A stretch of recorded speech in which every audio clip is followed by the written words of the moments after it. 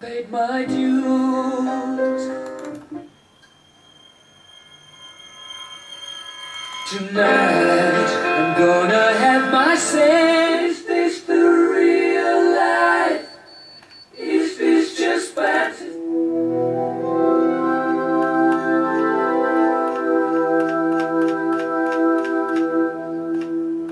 There's no time.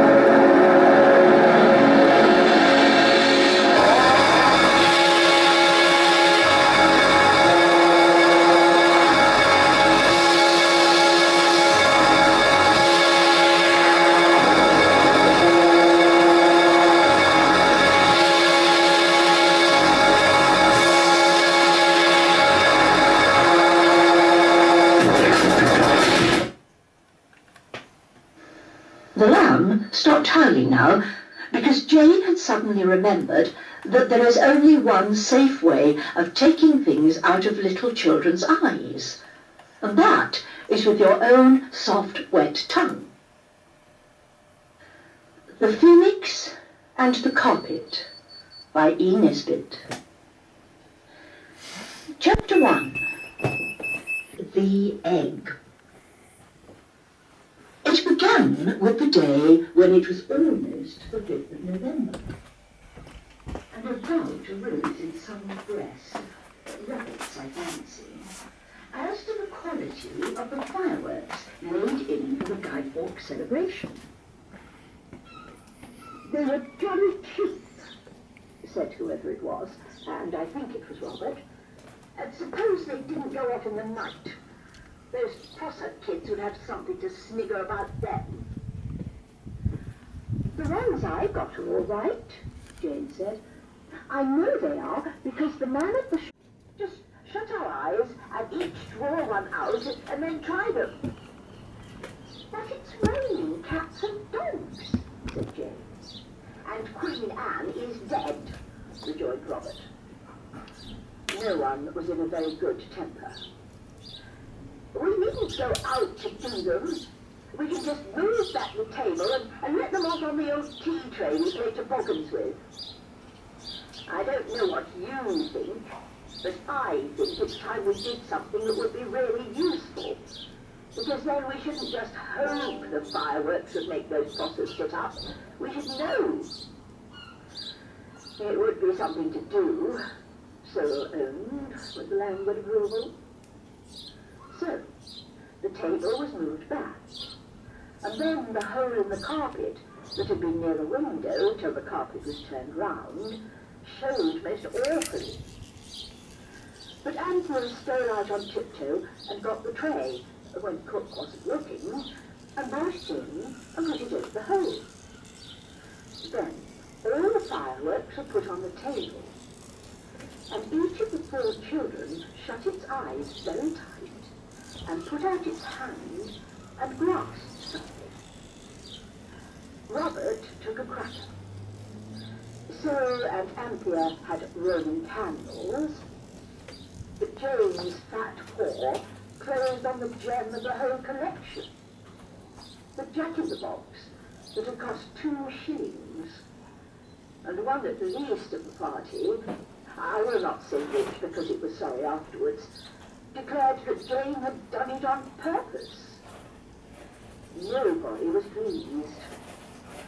For the worst of it was that these 4 children, with a very proper dislike of anything, even faintly bordering on the sneakish, had a law, unalterable as those of the Medes and Persians, that one had to stand by the result of a toss-up, or a drawing of lots, or any other appeal to chance, however much one might happen to dislike the way things were turning out. "I didn't mean to," said Jane, near tears. "I don't care. I'll draw another." "You jolly well know you can't," said Cyril bitterly. "It's settled. It's medium and Persian. You've done it, and you'll have to stand by it. And us too, worse luck. Never mind. You'll have your pocket money before the 5th. Anyway, we'll have the jack-in-the-box last, and get the most out of it we can." So the cracker and the Roman candles were lighted, and they were all that could be expected for the money. But when it came to the jack-in-the-box, it simply sat in the tray and laughed at them, as Cyril said. They tried to light it with paper, and they tried to light it with matches. They tried to light it with the Vesuvian fuses from the pocket of Father's second-best overcoat that was hanging in the wall. And then Anthea slipped away to the cupboard under the stairs, where the brooms and dustpans were kept, and the rosary firelighters that smelled so nice, and like the woods where pine trees grow. and the old newspapers, and the beeswax and turpentine, and the horrid, stiff, dark rags that are used for cleaning grass and furniture, and the paraffin for the lamps.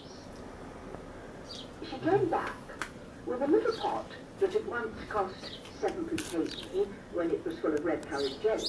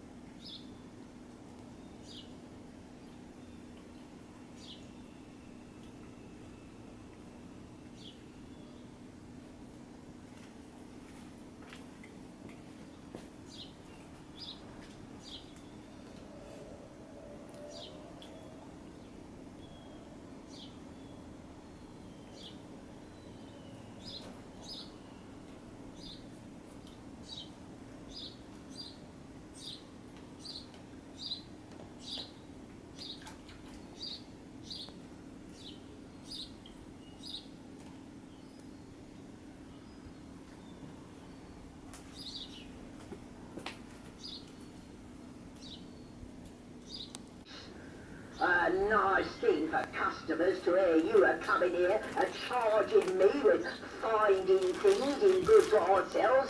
Here, be off before I send you off with a flea in your ears. Aye, constable! The children fled. And they didn't, and their father thinks that they couldn't have done anything else. Mother has her own opinion, but father says they might keep the egg. The man certainly didn't know the egg was there when he brought the carpet, said he, any more than your mother did, and we've as much right to it as he had. So, the egg was put on the mantelpiece, where it quite brightened up the dingy nursery. The nursery was dingy because it was a basement room, and its windows looked out on the stone area, with a rockery made of clinkers facing the windows. Nothing grew in the rockery except London pride and snails. The room had been described in the house agent's list as a convenient breakfast room in the basement, and in the daytime it was rather dark.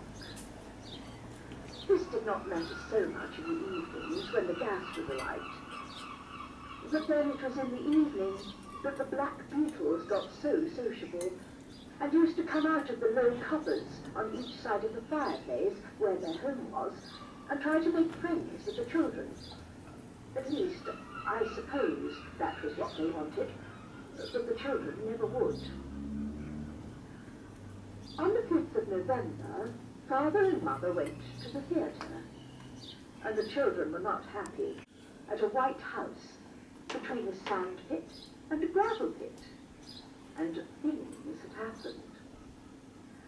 The children had found a Samiad, or sand fairy, and it had let them have anything they wished for, just exactly anything, with no bother about it not being really for their good, or anything like that.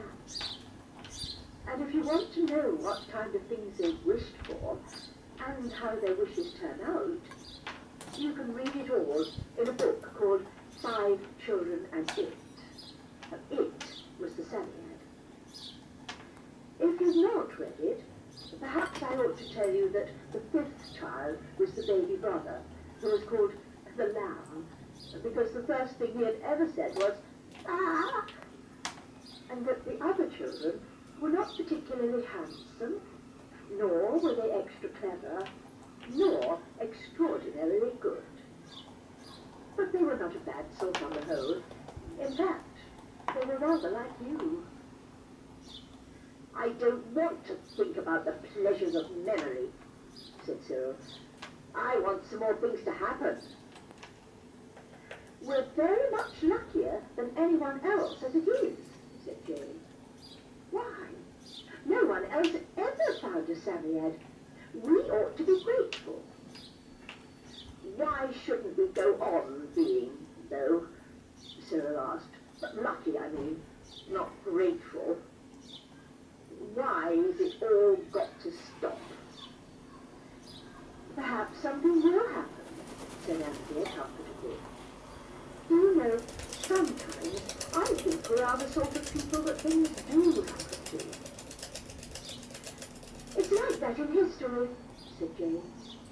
"Some kings are full of interesting things, and others, nothing ever happens to them, except they're being born and crowned and buried, and sometimes not that."